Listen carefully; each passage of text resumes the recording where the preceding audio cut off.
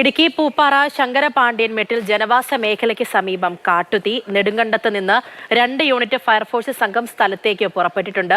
തീപിടിച്ച മേഖലയിൽ ഇന്ന് രാവിലെ ചക്കക്കൊമ്പൻ ഉൾപ്പെടെ 8ഓളം കാട്ടാനകളുടെ കൂട്ടവും ഉണ്ടായിരുന്നു.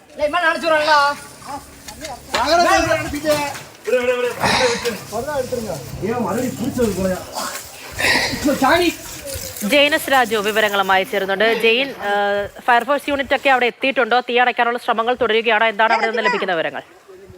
കഴിഞ്ഞ ദിവസം മുഴുവൻ തന്നെ ഈ മലയോര മേഖല ആകെ തന്നെ വളരെയധികം ചൂടാണ് അനുഭവപ്പെട്ടത്.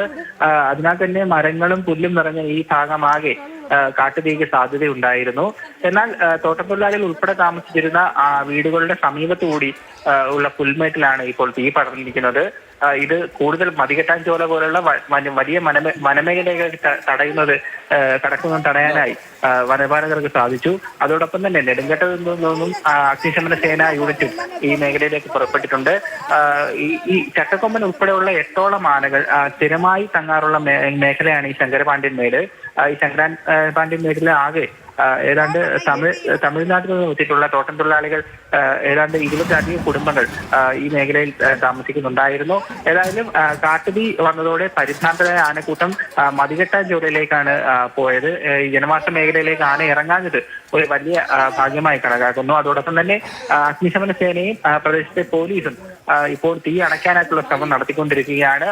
ആവശ്യമെങ്കിൽ മൂന്നാറിൽ നിന്ന് കൂടുതൽ യൂണിറ്റ് ഫയർഫോഴ്സിനെ മേഖലയിലേക്ക് എത്തിച്ച് കൂടുതൽ പ്രവർത്തനം നടത്താനാണ് തീരുമാനം. ഏതായാലും തീ നിലവിൽ ഏതാണ്ട് ഭാഗികമായി കെട്ടിരിക്കുകയാണ്. കൂടുതൽ മേഖലയിലേക്ക് തീ പടരാതിരിക്കാനുള്ള മുൻകരുതൽ നടപടികളെല്ലാം തന്നെ സ്വീകരിച്ചു വരികയാണ്. ശരി, ഇടുക്കിയിലെ പൂപ്പാറ ശങ്കരപാണ്ഡ്യൻമേട്ടിലെ ജനവാസ മേഖലയ്ക്ക് സമീപമാണ് കാട്ടുതീ ഉണ്ടായത്. തീ അണയ്ക്കാനുള്ള ശ്രമം ഇപ്പോഴും തുടരുകയാണ്. നന്ദുഷയാണ് വിവരങ്ങൾ നൽകിയത്.